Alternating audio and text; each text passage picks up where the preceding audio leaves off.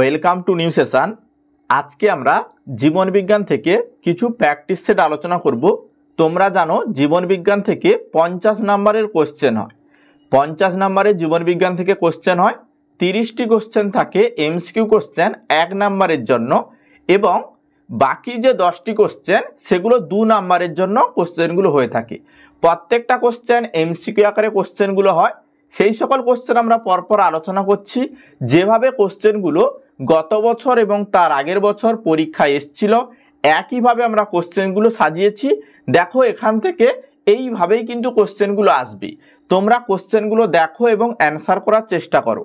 দেখো প্রথম question, vitamin C এর অভাবে যে রোগটি দেখা যায় সেটি হলো, একদম ইজি এবং সহজ কোশ্চেন।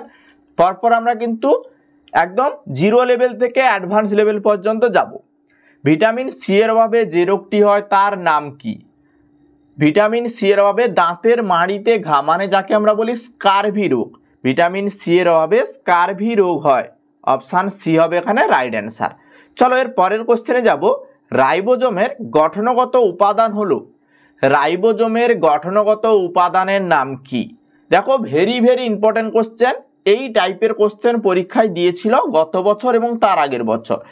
রাইবোজোমের যে গঠনগত উপাদান সেটা হচ্ছে আরএনএ এবং প্রোটিন। আরএনএ এবং প্রোটিন হচ্ছে রাইবোজোমের গঠনগত উপাদান। চলো এর পরের কোশ্চেনে যাব। ঐচ্ছিক পেশির নাম কি? 4টে অপশানের মধ্যে কোনটি ঐচ্ছিক পেশির উদাহরণ? খুব ইম্পর্টেন্ট কোশ্চেন, নিজেরা চেষ্টা করো উত্তর করার। আমরা কিন্তু ব্যাচ কোর্সে ডিটেলস ক্লাস করছি, অর্থাৎ প্রত্যেকটা চ্যাপ্টার ভিত্তিক প্রত্যেকটা সাবজেক্টে আলাদাভাবে কিন্তু পড়ানো হচ্ছে। তোমরা যদি চাও ব্যাচ কোর্সে অংশগ্রহণ করতে পারো। টোটাল 599 টাকা দিতে হবে, একবারই পেমেন্ট করবে। এক্সামের আগে পর্যন্ত ক্লাস হবে, প্রত্যেকটা ক্লাস লাইভ হবে, সঙ্গে study material, mock test, suggestion set এগুলো তোমরা পরপর পেয়ে যাবে। এবং কোনো কারণে যদি ক্লাস মিস করো, কোনো কারণে ক্লাস মিস করলে সেগুলো তোমরা রেকর্ডিং ক্লাস পেয়ে যাবে। একবারই পেমেন্ট করবে 599 টাকা। এই নাম্বারে ফোনপে, গুগল পে, পেটিএম এগুলো অ্যাভেলেবল আছে। এই নাম্বারে হোয়াটসঅ্যাপ করে প্রথমে ডিটেলস জানো, তারপরে অ্যাডমিশন হও। ঠিক আছে? জানুয়ারির 1 তারিখ থেকে নতুন সেশনে নতুন ব্যাচ একটা শুরু হচ্ছে, এরপরে আবারও একটা ব্যাচ শুরু হবে। এই 4টে অপশানের মধ্যে ঐচ্ছিক পেশি কোনটি? ঐচ্ছিক পেশি কোনটি? দেখো মসৃণ পেশি, এটা ঐচ্ছিক পেশি না। অস্থিপেশি, অস্থিপেশি কি? একটি ঐচ্ছিক পেশির উদাহরণ। ঐচ্ছিক পেশি যেটা হচ্ছে অস্থিপেশি, ঐচ্ছিক পেশির উদাহরণ হচ্ছে অস্থিপেশি। চলো পরের কোশ্চেনে যাব। উদ্ভিদের জল সংবহনে সাহায্যকারী কলাটি হলো, উদ্ভিদের জল সংবহনে সাহায্যকারী কলার নাম কি? Important question. সঠিক অ্যান্সার হবে জাইলেম। জাইলেম কি করে? উদ্ভিদের জল সংবহন করে, অর্থাৎ নিচ থেকে ওপরের দিকে জলকে ছড়িয়ে দেয় জাইলেম। আর ফ্লোয়েম কি করে? পাতায় যে খাদ্য উপাদান মানে গ্লুকোজ উৎপন্ন হয় সেগুলো সারা শরীরে ফ্লোয়েম কিন্তু ছড়িয়ে দেয়। তাহলে এখানে রাইট অ্যান্সার হবে জাইলেম। জাইলেম কি করে? উদ্ভিদের জল সংবহনে সাহায্য করে, অর্থাৎ জলগুলোকে সারা শরীরে অর্থাৎ পাতায় পৌঁছায়। মূলত তো পাতায় জল যাচ্ছে, তারপরে তো সালোক সংশ্লেষটা হচ্ছে, তাই না? চলো পরের কোশ্চেনে যাব। পরের কোশ্চেনে আছে 1 অণু গ্লুকোজে সঞ্চিত শক্তির পরিমাণ কত? 1 অণু গ্লুকোজে সঞ্চিত শক্তির পরিমাণ কত? Very important question. আমরা কি জানি? গ্লুকোজের সংকেত C6H12O6, এটা আমরা জানি। আর 1 অণু গ্লুকোজে সবসময় মনে রাখবে 686 কিলো ক্যালোরি। 686 কিলো ক্যালোরি শক্তি পাওয়া যায় 1 অণু গ্লুকোজে। শুধু ক্যালোরি নয় কিন্তু, খেয়াল করবে অপশান এতে দেখো কিভাবে ঘুরিয়ে দিয়েছি। এইভাবেই কোশ্চেনগুলো ঘুরিয়ে ফিরিয়ে দেওয়া থাকে, প্র্যাকটিসের ভাবে কিন্তু ভুল অ্যান্সার করে আসো। চলো এর পরের কোশ্চেনে আমরা যাব। পৃথিবীতে মূল শক্তির উৎস কি? এটা প্রত্যেকেই জানো। এটা কি হবে অ্যান্সার? সূর্য পৃথিবীতে সকল শক্তির উৎস। রাইট অ্যান্সার হবে অপশান এ। চলো এর পরের কোশ্চেনে যাব। কার্বন ডাই অক্সাইড বিজারিত হয় সালোক সংশ্লেষের কোন দশায়? আমরা কি জানি? সালোক সংশ্লেষ চ্যাপ্টারে আমরা জেনেছিলাম যে সালোক সংশ্লেষের সময় কে জারিত হয়? জল জারিত হয় এবং কার্বন ডাই অক্সাইড বিজারিত হয়। জল জারিত হয়ে সালোক সংশ্লেষে কি উৎপন্ন করে? অক্সিজেন উৎপন্ন করে, এবং কার্বন ডাই অক্সাইড জারিত হয়ে গ্লুকোজ উৎপন্ন করে। এখানে বলেছে কার্বন ডাই অক্সাইড বিজারিত হয়ে সালোক সংশ্লেষের কোন দশায় কার্বন ডাই অক্সাইড বিজারিত হয়? সালোক সংশ্লেষের কোন দশায় কার্বন ডাই অক্সাইড বিজারিত হয়? অন্ধকার দশায় বিজারিত হয়। রাইট অ্যান্সার হবে অন্ধকার দশায় কার্বন ডাই অক্সাইড বিজারিত হয়। কার্বন ডাই অক্সাইড বিজারিত হয়ে গ্লুকোজ উৎপন্ন করে। আর জল অর্থাৎ H2O এটা জারিত হয়ে কি উৎপন্ন করে? অক্সিজেন উৎপন্ন করে। চলো এর পরের কোশ্চেনে আমরা যাব। সালোক সংশ্লেষ প্রক্রিয়ায় হিল বিকারক হলো, সালোক সংশ্লেষ প্রক্রিয়ায় হিল বিকারকের নাম কি? চারটে অপশান আছে। সালোক সংশ্লেষ প্রক্রিয়ায় হিল বিকারক যেটা হচ্ছে অ্যাডিনোসিন ট্রাইফসফেট অর্থাৎ এটিপি। সালোক সংশ্লেষ প্রক্রিয়ায় হিল বিকারক হচ্ছে এটিপি, অ্যাডিনোসিন ট্রাইফসফেট। দেখবে এই কোশ্চেনগুলো কিন্তু, এই টাইপের কোশ্চেন কিন্তু 2022 তারপর হচ্ছে 2021-এ এইভাবেই কিন্তু কোশ্চেনগুলো দিয়েছিল। এবছর কিন্তু এইখানে কোশ্চেনগুলো পাবে এইভাবে। এরপরে দেখো, 1 অণু গ্লুকোজ সংশ্লেষে ব্যবহৃত হয় কত অণু কার্বন ডাইঅক্সাইড? 1 অণু গ্লুকোজ সংশ্লেষে ব্যবহৃত হয় কত অণু কার্বন ডাইঅক্সাইড? তোমাদের আমি সালোক সংশ্লেষ চাপটা একটা সংকেত লিখে দিয়েছিলাম যে C6H12O6 এটা হচ্ছে গ্লুকোজের সংকেত। এবং যখন কার্বন ডাইঅক্সাইড কত অণু? কার্বন ডাইঅক্সাইড হচ্ছে 6 অণু এবং অক্সিজেন 12 অণু। সরি, যখন 12 অণু জল এবং 6 অণু কার্বন ডাইঅক্সাইড সূর্যালোকের উপস্থিতিতে কি হচ্ছে? গ্লুকোজে, অর্থাৎ যেখানে ক্লোরোফিল যুক্ত কোষে অর্থাৎ উদ্ভিদের পাতায় সালোক সংশ্লেষ সম্পূর্ণ হচ্ছে, সেখানে বলেছে 1 অণু গ্লুকোজ সংশ্লেষ হতে কত অণু কার্বন ডাইঅক্সাইডের প্রয়োজন হয়? রাইট অ্যান্সার হবে 6 অণু কার্বন ডাইঅক্সাইডের প্রয়োজন হয়। কারণ কি বললাম যে 12 অণু জল, 12 অণু হচ্ছে 12 অণু H2O যুক্ত 6 অণু কার্বন ডাইঅক্সাইড সূর্যালোকের উপস্থিতিতে কি করছে? গ্লুকোজ উৎপন্ন করছে, সঙ্গে অক্সিজেন উৎপন্ন করছে এবং কিছুটা জল উৎপন্ন করছে। চলো পরের কোশ্চেনে আমরা যাব। পরের কোশ্চেন কি বলছে? শ্বসনে জীব কর্তৃক বর্জিত গ্যাস এর নাম কি? শ্বসনে জীবেরা কোন গ্যাস বর্জন করে অর্থাৎ ত্যাগ করে? আমরা মানুষ কোন গ্যাসকে ত্যাগ করি? শ্বসন মানে আমাদের যে শ্বাসক্রিয়া চলছে সেটাই শ্বসন প্রক্রিয়া। শ্বসন একটি অপচিতি বিপাকের উদাহরণ, মনে রাখবে। শ্বসন প্রক্রিয়ায় কি হয়? কার্বন ডাইঅক্সাইড আমরা পৃথিবীতে ত্যাগ করি, অর্থাৎ বায়ুতে আমরা কার্বন ডাইঅক্সাইড ত্যাগ করে থাকি শ্বসন প্রক্রিয়ার মাধ্যমে। চলো পরের কোশ্চেনে আমরা যাব। কোহল সন্ধানে উৎপন্ন শক্তির পরিমাণ কত? কোহল সন্ধানে উৎপন্ন শক্তির পরিমাণ কত?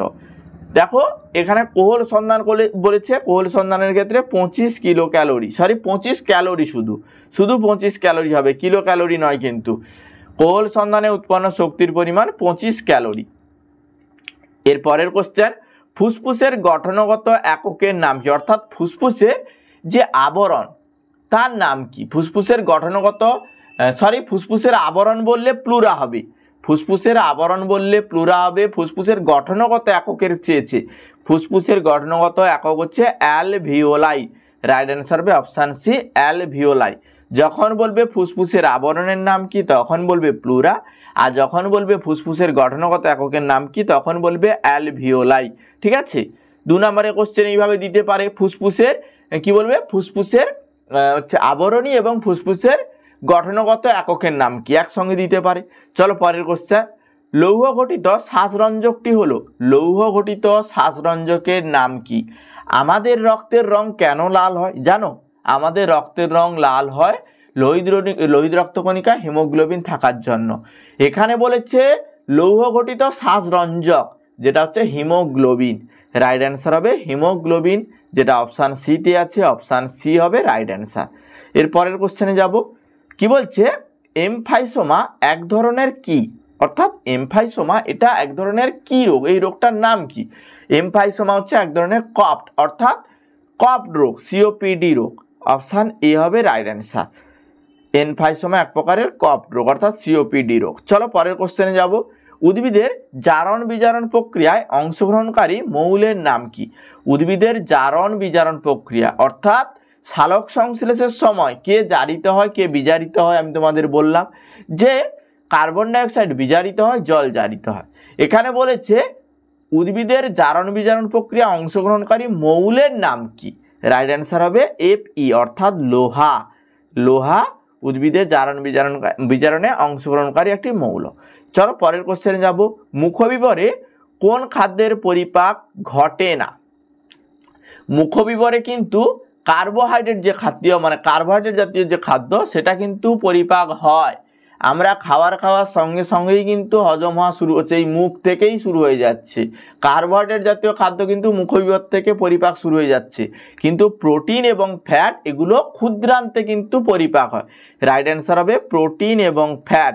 দুটো অপশান এখানে দেখো সঠিক হবে, কিন্তু একসঙ্গে দিয়েছে। এগুলো 2 নম্বরের কোশ্চেন। 2 নম্বরের কোশ্চেনে এইভাবে কোশ্চেনগুলো থাকে যেখানে দুটো বা তিনটে অপশান সঠিক হয়। এইখানে দেখো প্রোটিন ফ্যাট দুটো অপশান সঠিক হয়েছে, এখানে অন্য অপশান থাকতে পারে, তখন তোমরা 2-এর 2 নাম্বার পাবে যখন বি সি দুটো দাগ করবে। মুখবিবরে কোন খাদ্যের পরিপাক ঘটে না, তখন তোমরা বলবে প্রোটিন এবং ফ্যাট। বুঝতে পেরেছো? চলো পরের কোশ্চেনে আমরা যাব। প্রোটিনকে শনাক্ত করা হয়, প্রোটিনকে শনাক্ত করা হয় কোন পরীক্ষার দ্বারা? প্রোটিনকে শনাক্ত করা হয় বাই-ইউরেট পরীক্ষার দ্বারা। বাই-ইউরেট পরীক্ষার দ্বারা প্রোটিনের শনাক্ত করানো হয়। অনেকেই ভাবছো এই ধরনের কঠিন কোশ্চেন আমরা কিভাবে প্র্যাকটিস করব। সম্পূর্ণ ফ্রিতেও তোমরা প্র্যাকটিস করতে পারো, আমরা ব্যাচ কোর্সে পড়াচ্ছি। সঙ্গে তোমরা এই যে নিচে একটা অ্যাপ দেখতে পাচ্ছ জিএনএম এএনএম প্রিপারেশন, এই অ্যাপটি ডাউনলোড করো। এই অ্যাপে সমস্ত রকমের প্র্যাকটিস সেট কিন্তু সম্পূর্ণ ফ্রিতে দেওয়া আছে, সেখানে তোমরা প্র্যাকটিস করতে পারবে। এবং অবশ্যই ডাউনলোড করো এবং ইনস্টল করো, ঠিক আছে? চলো এর পরের কোশ্চেনে আমরা যাচ্ছি। ক্যালসিফেরলের অভাবে যে রোগ হয় তা হলো, ক্যালসিফেরলের অভাবে কোন রোগ হয়? ক্যালসিফেরল, ক্যালসিফেরল মানে ভিটামিন এর কথা, ক্যালসিফেরল মানে ভিটামিন কিসের কথা বলা হচ্ছে? ভিটামিন লোহার কথা বলা হচ্ছে, অর্থাৎ ক্যালসিয়ামের কথা বলা হচ্ছে। ক্যালসিফেরল অর্থাৎ ভিটামিন ডির কথা বলা হচ্ছে। তাহলে ক্যালসিফেরলের অভাবে যে রোগ হয় সেটার নাম কি? ভিটামিন ডি এর অভাবে কি রোগ হয়? রিকেট রোগ, অর্থাৎ হাড়ের বিভিন্ন রোগ হয়। তাহলে রাইট অ্যান্সার হবে রিকেট রোগ। অপশান সি হবে রাইট অ্যান্সার। রিকেট রোগ হয় ক্যালসিফেরলের অভাবে। ক্যালসিয়ামের কথা বলছে, এই জন্য এখানে রিকেট হবে। একটি পূর্ণ পরজীবী উদ্ভিদের উদাহরণ এর নাম কি? একটি পূর্ণ পরজীবী উদ্ভিদের কথা বলেছে। পূর্ণ পরজীবী, পূর্ণ পরজীবী মানে যে সকল পরজীবী সালোক সংশ্লেষ করে না, অন্যের ওপরে সম্পূর্ণভাবে নির্ভর করে আছে, তাকে আমরা বলবো পূর্ণ পরজীবী। এখানে পূর্ণ পরজীবী উদ্ভিদের কথা বলেছে। তোমরা দেখবে গাছের উপরে হলুদ কালারের স্বর্ণলতা বলে একটা লতানো গাছ হয়ে থাকে, এগুলো হচ্ছে পূর্ণ পরজীবী উদ্ভিদ। বুঝতে পেরেছো? চলো পরের কোশ্চেনে যাচ্ছি। যে পাচক রসে খাদ্য পরিপাকের জন্য প্রয়োজনীয় উৎসেচক থাকে না সেটির নাম কি? যে পাচক রসে খাদ্য পরিপাকের জন্য প্রয়োজনীয় উৎসেচক থাকে না তার নাম কি? Very very important question.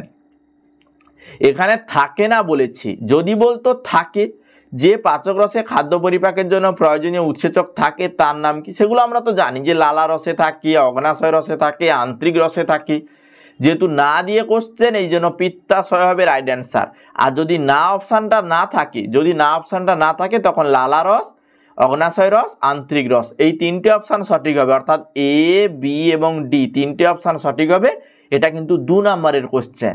যেহেতু এখানে না কথাটা আছে, তোমরা পিত্তরস কথাটা বলে দেবে, পিত্তরস হবে রাইট অ্যান্সার। অপশান সি হবে এখানে সঠিক। বুঝতে পেরেছো? 1 নম্বরের কোশ্চেন মানে 1 নম্বরের কোশ্চেন এবং 2 নম্বরের কোশ্চেন, ক্যাটাগরি 1 এবং ক্যাটাগরি 2 সব রকম মিশিয়ে আলোচনা করছি যাতে তোমাদের সুবিধা হয়।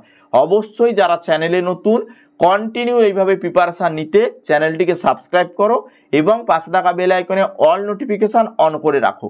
আর যারা ব্যাচ কোর্সে অংশগ্রহণ করতে চাও, একবারই পেমেন্ট করবে 599 টাকা। এই নাম্বারে হোয়াটসঅ্যাপ করবে, একবারই পেমেন্ট করতে হয়। এর মধ্যে সমস্ত সাবজেক্টের লাইভ ক্লাস পাবে, সঙ্গে সাজেশান সেট, মক টেস্ট এবং কোনো কারণে ক্লাস মিস হলে সেগুলো তোমরা রেকর্ডিং পেয়ে যাবে। চলো পরের কোশ্চেনে দেখো। বৃক্কীয় নালিকা দ্বারা একটি ক্ষরিত পদার্থ হলো, বৃক্কীয় নালিকা দ্বারা একটি ক্ষরিত পদার্থের নাম কি? বৃক্কীয় নালিকা দ্বারা ক্ষরিত পদার্থ ক্রিয়েটিন। রাইট অ্যান্সার হবে ক্রিয়েটিন। অপশান এ হবে এখানে সঠিক অ্যান্সার। চলো এর পরের কোশ্চেনে আমরা যাচ্ছি। পতঙ্গদের রক্তপূর্ণ গহ্বরকে কি বলি? পতঙ্গদের রক্তপূর্ণ গহ্বরকে কি বলা হয়? এবছরের জন্য এই কোশ্চেনটা খুবই ইম্পর্ট্যান্ট। প্রিভিয়াস ইয়ারে এই টাইপের কোশ্চেন দেওয়া হয়েছিল, অর্থাৎ 21 এবং 22-এ এইভাবে কোশ্চেনগুলো দিয়েছিল। পতঙ্গদের রক্তপূর্ণ গহ্বরকে কি বলে? পতঙ্গদের রক্তপূর্ণ গহ্বরকে হিমোসিল বলে। রাইট অ্যান্সার হবে হিমোসিল। হিমোসিল বলা হয় পতঙ্গদের রক্তপূর্ণ গহ্বরকে। যারা প্রিভিয়াস ইয়ারের কোশ্চেন পেতে চাইছো, যারা প্রিভিয়াস ইয়ারের কোশ্চেন পেতে চাইছো, নিচে যে অ্যাপটা আছে দেখো জিএনএম এএনএম প্রিপারেশন একটা অ্যাপ আছে যেটা প্লে স্টোরে পাবে, ওখান থেকে ইনস্টল করে ওখানে প্রিভিয়াস ইয়ারে 2021-এর শিফট 1 শিফট 2, 2022-এর শিফট 1 শিফট 2 এবং 2023-এ যে পরীক্ষা হয়েছে শিফট 1-এই একটাই পরীক্ষা হয়েছে, সমস্ত কোশ্চেন এবং অ্যান্সার সব দেওয়া আছে এবং প্রত্যেকটা সাবজেক্ট অনুযায়ী দেওয়া আছে। অবশ্যই ইনস্টল করে ওখানে কোশ্চেনগুলো দেখে নেবে, ঠিক আছে। চলো এর পরের কোশ্চেনে আমরা যাচ্ছি। কোন রঞ্জকের উপস্থিতির জন্য রক্তের রং নীলাভ দেখায়? কোন রঞ্জকের উপস্থিতির জন্য রক্তের রং নীলাভ দেখায়? রাইট অ্যান্সার কি হবে? হিমোসায়ানিন থাকার জন্য রক্তের যে রং সেটা নীলাভ দেখায়। হিমোসায়ানিন কাদের থাকে? চিংড়িদের দেহে কিন্তু হিমোসায়ানিন থাকে, এই জন্য চিংড়ির যে রক্ত সেটা কিন্তু নীল রঙের হয়ে থাকে। তাহলে কোন রঞ্জকের উপস্থিতির জন্য রক্তের রং নীলাভ হয়ে থাকে? হিমোসায়ানিন। হিমোসায়ানিন থাকে এমন একটি প্রাণীর নাম চিংড়ি, মনে রাখবে, ঠিক আছে। চলো এর পরের কোশ্চেনে যাচ্ছি। মানুষের রক্তের প্রকৃতি কেমন, অর্থাৎ মানুষের যে রক্ত সেটা কেমন? অ্যাসিটিক, অ্যালকালাইন, নাকি নিউট্রাল, নাকি হচ্ছে ভ্যারিয়েট? কিরকম মানুষের রক্তের প্রকৃতি? লবণাক্ত না হালকা নোনতা থাকে, এই জন্য অ্যালকালাইন। অ্যালকালাইন মানে লবণাক্ত, ঠিক আছে। অপশান বি হবে এখানে সঠিক অ্যান্সার। মানুষের রক্তের প্রকৃতি হচ্ছে অ্যালকালাইন যুক্ত অর্থাৎ হালকা লবণাক্ত। চলো এর পরের কোশ্চেনে আমরা যাচ্ছি। নিউক্লিয়াসবিহীন রক্তকণিকাটি হলো, নিউক্লিয়াসবিহীন রক্তকণিকার নাম কি? নিউক্লিয়াসবিহীন রক্তকণিকাকে কি বলে? এরিথ্রোসাইট বলে। নিউক্লিয়াসবিহীন রক্তকণিকার নাম এরিথ্রোসাইট। এই টাইপের কোশ্চেন কিন্তু এবছর পরীক্ষায় পাবে। হয়তো কোশ্চেনগুলো কঠিন লাগছে, একটু প্র্যাকটিস করো, প্রত্যেকদিন ক্লাস করো, দেখবে এগুলো খুবই সহজ লাগছে এবং প্র্যাকটিস হয়ে যাবে। নিজেরা কতগুলো কোশ্চেন অ্যান্সার সঠিক করতে পেরেছো অবশ্যই শেষে বলবে। উদ্ভিদের যে চলন জলে গতিপথ দ্বারা নিয়ন্ত্রিত হয় তাকে কি বলে? উদ্ভিদের যে চলন জলের গতিপথ দ্বারা নিয়ন্ত্রিত হয় তাকে কি বলে? আমি বলেছিলাম চলনের ক্ষেত্রে জল অর্থাৎ হাইড্রোজেন, যখন হাইড্রোজেনের কথা আসবে তখন হাইড্রোট্রপিক চলন হবে। যখন জি অর্থাৎ পৃথিবী, যখন পৃথিবীর টানের কথা বলবে তখন জিওট্রপিক চলন হবে। যখন আলোর কথা বলবে তখন কিন্তু ফটো অর্থাৎ আলো, তখন ফটোট্রপিক চলন হবে। বুঝতে পেরেছো? তাহলে এখানে কি হবে? হাইড্রোট্রপিক চলন। যে চলন জলের গতিপথ দ্বারা নিয়ন্ত্রিত হয় তাকে বলা হয় হাইড্রোট্রপিক চলন। অপশান সি হবে রাইট অ্যান্সার।